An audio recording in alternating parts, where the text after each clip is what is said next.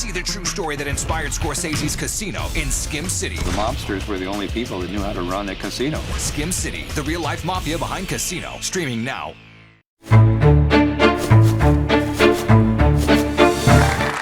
Now, did you know that before we even had a constitution, our nation's founders, they of course embraced fully the idea of civic education, believing historical knowledge would prevent tyranny and foster a new republic.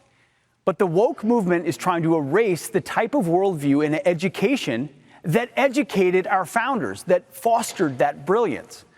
Our next speaker knows a thing or two about the power of cancel culture. You've heard from him once, but you're going to hear another angle now.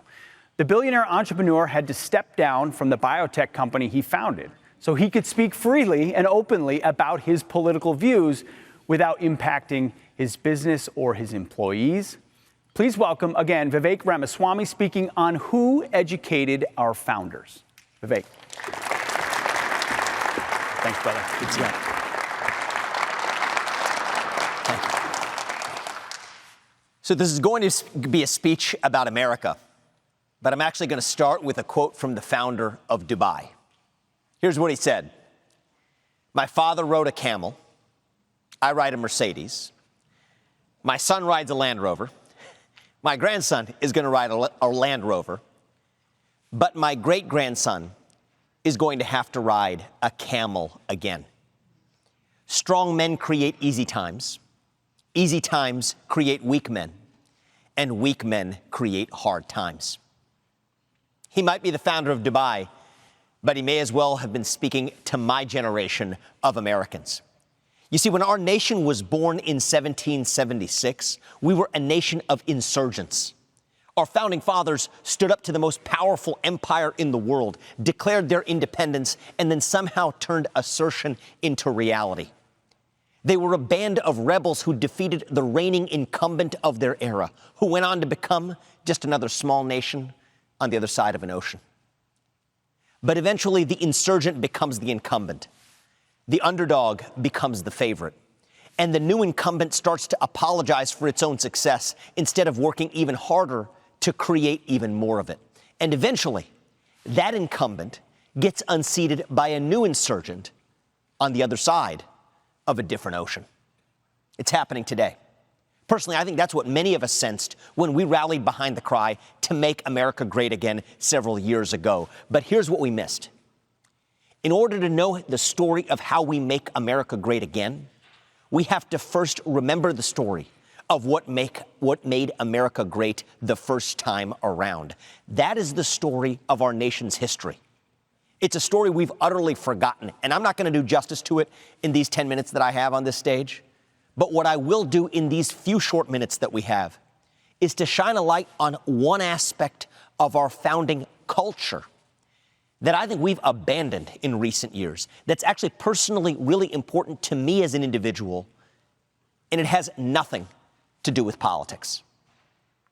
It's the death of intellectual curiosity in America. If you think about who are the most groundbreaking intellectual thinkers of the 18th century, you know what? They actually weren't our founding fathers. Most of them were on the other side of the Atlantic. They were the likes of John Locke, Rousseau, Montesquieu, who led the way in philosophy, Newton and Leibniz, who led the way in math and physics, Adam Smith and David Hume in economics and psychology. But the thing that distinguished our founding fathers wasn't their genius in any one of those disciplines. They weren't mathematical or philosophical savants. They just learned from the people who actually were. The thing that really distinguished our founding fathers was their ability to combine those intellectual foundations with a vision for the future that didn't exist in the old world. You see, minds like Locke and Leibniz and Newton, they were hands down brilliant. But the European society into which they were born, the European society in which they lived, they were fundamentally different from ours in a different way. They valued expertise over curiosity. They stayed in their lanes. The people who were supposed to run the government ran the government. The people who were supposed to philosophize about the government ended up philosophizing about the government. But they weren't the same people. You see, the old world was fundamentally reluctant to break down boundaries. Boundaries, they thought, existed for a reason. The ruling class existed to rule. the expert class existed to advise them. But our founding fathers, they were different. They didn't believe in those boundaries. They didn't even really believe in the necessity of expertise. For example, y'all surely know that Benjamin Franklin was one of the co-authors of our Declaration of Independence. He was a polymath genius of a Renaissance man who, in addition to founding universities and hospitals, was also a prolific author. He dabbled in medicine. He discovered a treatment to the common cold. He was a creator of musical instruments, one of which went on to actually be used by Mozart and Beethoven. Some of his devices were incredibly practical. The lightning rod for the home, actually the bifocal glasses that you wear to read, a Franklin stove, a tool that he used to heat food in the house, but it was also a major breakthrough in the field of thermodynamics. He was the archetype of the 18th century Renaissance man. I think most of you know that. But here's the remarkable part. He wasn't actually an exception. He was an embodiment of the norm of his era. Take two of his lesser-known co-signatories of the Declaration of Independence. Robert Livingston designed the steamship. It's a fundamental building block of the Industrial Revolution as a side project while serving as an ambassador to France. Roger Sherman was a self-educated attorney who never actually went to law school, somebody who had no formal education. Forget Harvard and Yale, Pete was just talking about it. He didn't care about the titles. He educated himself, became an attorney, and he also wanted to make sure that the next generation of Americans would have an access to an education that he didn't actually get. That's why he went on to serve on the governing body of Yale. And of course, there's the two most famous signatories of that document, Thomas Jefferson and John Adams, who together formed one of the greatest intellectual rivalries in all of human history. Thomas Jefferson was actually, you know him as our third president. He was actually more of a scientist guy. He was a scientifically curious guy. John Adams was more the humanities guy. But they were each deeply curious about the home turf of the other guy. And they were unafraid to compete with a true intellectual heavyweight on their own turf. It's true that John Adams, he studied politics and war, but he also studied math and philosophy and poetry and Greek and Latin. And in fact, a little known fact about John Adams is that after he left the White House, he actually went on to read sacred Hindu texts. I say this as a Hindu American myself. He probably knew more about these texts than I do today. He actually wrote a letter to Thomas Jefferson saying that if he was going to live his life again, he'd be a Sanskrit scholar first. These guys were lifelong learners. And by the way, so was his nemesis, Thomas Jefferson. This was a guy who was fluent in 5 languages, capable of reading 2 more. Over the course of his life, he wrote 16,000 letters. Now, if you're a high school student hearing this, I think I know what you're thinking. You know, 16,000 letters, that's like 4,000 words, that's like 5 pages double-spaced on my computer. No, I don't mean 16,000 letters of the alphabet. I mean, he wrote 16,000 essays handwritten, sitting in an uncomfortable chair while he did it. And you might wonder if it might have been a little uncomfortable for him to sit in that chair for so long. Well, it turns out he solved that problem by also inventing the polygraph and actually inventing the swivel chair, which he used to sit on while he wrote the Declaration of Independence. In fact, we're here in Virginia today. He also managed to be an architect in his spare time. The state capitol and the dome that sits in Richmond today was designed by Thomas Jefferson a couple centuries and a half ago. There was something in the water back then, something in the culture. It was a culture that valued education. It valued autodidacts, people who could teach themselves. It valued a fundamental curiosity about how the world works, a desire to explore it, and an unyielding confidence that even if you weren't an expert in something, you could still figure it out with the right combination of self-education and curiosity. That's what distinguished our country, because compared to nations like France and England, it's true that America was actually really provincial at that time. We were nothing more than a backwater cluster of a bunch of small towns scattered along an eastern seaboard. Economically, militarily, geopolitically, we were destined to be nothing more than a footnote in global history. But the people who those footnotes would have been written about, they were actually deeply curious about the world they inhabited, about the history to which they contributed. And they were deeply confident in their ability to change every part of it for the better. And that's exactly what they did. So what's the message for us today? I think we need to revive that special combination of curiosity and confidence. I think we want to be a country of people who, yes, tinker in their garages, who, yes, write a long essay in the evening after working at an insurance company during the day. We should expect more of one another as citizens. We should expect more of ourselves as citizens. We should expect more of our leaders as citizens. Back then, the presidents who left the White House went on to become scholars of Sanskrit. Today, they sign Netflix deals and go play a round of golf. It's easy to say, how cool were our founding fathers, and then go back to the daily drudgery of our modern technocracy. But I ask the question of why we can't, too, be a little bit more like our founding fathers. We political conservatives, we talk a lot about staying true to the political and legal principles of the Constitution, and there's no doubt that's important. But I also think we should be inspired to stay true to the founding culture, that founding culture of exploration, of irreverence, of curiosity. And the irony is it should be a lot easier for us to do that today than it was for them back then. For starters, the main language of scholarship back then wasn't English. It was French and Latin. So you had to learn French and Latin to be able to access the scholarship, and it would take you weeks, if not months, to get your hands on a copy of a book that you wanted to read. Today, almost everything is available in the language you want it, 2 strokes of an iPhone away from getting any book you want to read it. The only thing stopping us is our own incuriosity and our own veneration of somebody else's expertise and our own lack of confidence to build our own. You might expect that our founding fathers didn't have the time, didn't have the luxury to afford the intellectual curiosity that they harbored. They were struggling for their own survival against an empire on the other side of an ocean. But actually, it turns out the opposite was true. The culture of England was fundamentally less curious and less confident at its core. That's why we won. That's why they lost. That's why we have been at the forefront of the 20th century. That's why they've been in decline in the 250 years since then. It's why we went on to become the greatest nation in modern history. That special sauce that allowed America to succeed was our founding fathers' unique brew of curiosity combined with confidence. And it wasn't just a matter of self-indulgence. It was because they wanted to build a world around them that was better than the one they found. It wasn't just to get drunk on their own curiosity. It's because they strived to make America, their nation, a better nation. It was a desire to create a thriving nation that would outlive them, and thrive that nation did. They made our nation a magnet for minds just like them, that were just as curious and just as courageous as themselves. One of my favorite stories about one of those minds we attracted was that of Joseph Priestley.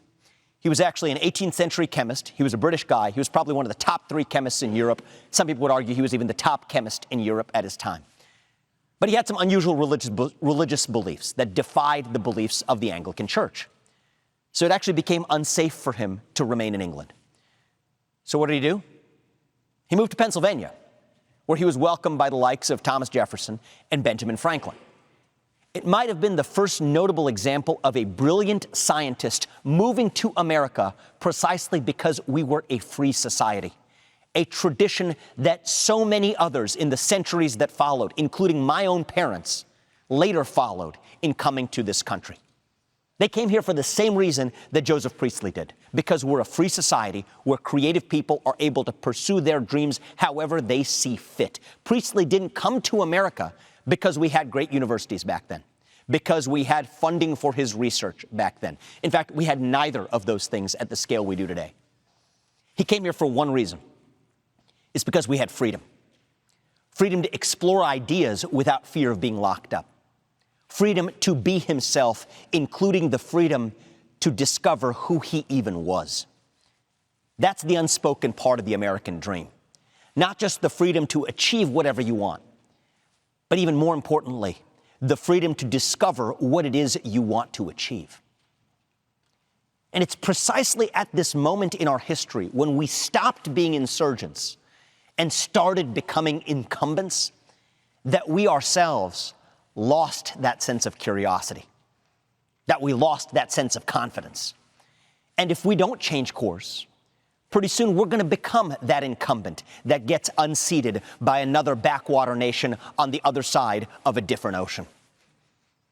The way for us to remain a magnet for those curious people, for those ambitious people around the world, is by cultivating the culture that drew Joseph Priestley here, the same culture that drew my own parents here, a culture that prizes free and open debate and speech and inquiry, a culture that doesn't force a monolithic dogma upon everyone, a culture that doesn't force you to bow down to what a politically appointed expert says on a given day, but instead gives you the latitude to question dogmas in the pursuit of truth. You see, that's the greatest thing our founding fathers actually invented. It wasn't a lightning rod. It wasn't a stove. It was a country that offered its citizens freedom of thought. The greatest invention that produced so many others that followed it. That's the invention we risk losing in a country that focuses on suppressing dissent instead of fostering creativity. Can we sustain that special combination of curiosity and confidence? I think that is the defining question for our era. And the answer starts with how we educate our next generation.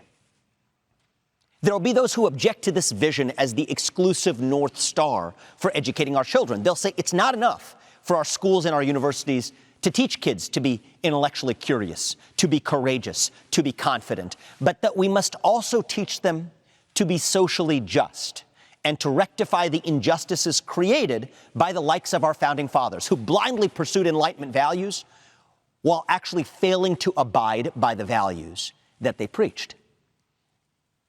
I'd actually argue the opposite. I think that intellectual curiosity and courage, combined with a willingness to transcend boundaries that go beyond your preordained area of expertise, beyond your own lane, is actually one of the most important building blocks of empathy. And I think empathy is the most important building block of a just society. And that's the most important gift that our founding fathers left for their children. The gift of empathy that comes from the courage to transcend the boundaries that society deals you. The first president of the United States who wasn't one of our founding fathers to serve in the White House was actually the son of John Adams. It was John Quincy Adams, and boy, did he learn a lot from his abolitionist father, the second president. John Quincy Adams, he was a legendary Secretary of State. He actually wasn't that great of a president by most measures. But he knew it too, and he felt his service to this country wasn't quite done at the time he left the White House. He struggled in his soul. He struggled with how he was going to complete his service to this country with a presidency that didn't live up to his expectations. He thought he would write and publish. That didn't quite do it for him. So he did something that no president who had left the White House went back to do ever since then. He went back to Congress. He became a lone congressman after serving as the president of the United States, and he went back to Congress with one aim: to abolish slavery, to carry out the legacy and vision of his father that his father wasn't quite able to effectuate as the second president of our nation. There's a problem with this, though, is that there was actually a rule in Congress that prevented you from debating slavery on the Congress floor. The South didn't want to debate it. You want to talk about cancel culture in the Democratic Party of 2022? Cancel culture in the Democratic Party of 1833 was a lot worse. They wouldn't let you say the word slavery on the Congress floor because the South didn't want to debate it. But here's a guy who had already been president of the United States. He had nothing to lose. So what did he do? He said the word slavery, slavery, slavery on the Congress floor, as many times as it took for him to get censured for it. And then he uses his trial in the House to get kicked out of Congress morning to night to make the case for abolition. And morning to night he did, and by the end of that trial, they had decided to get rid of the gag rule altogether. This is a guy who continued to serve in his career as a congressman all the way up to the point where he was giving a speech on the Congress floor when he had a stroke. They kept him alive in the anteroom chamber for another 2 days before he died in that Capitol building where he served. They had to ask for volunteers amongst his fellow congressmen for who would lead his funeral rites. And who stepped up other than a little-known first-term congressman of that time by the name of Abraham Lincoln. These are the stories of American history. That's the story of American exceptionalism. That's the story of American empathy. That's what we need to be teaching our kids in the classroom. That's what we need to be reviving in our education.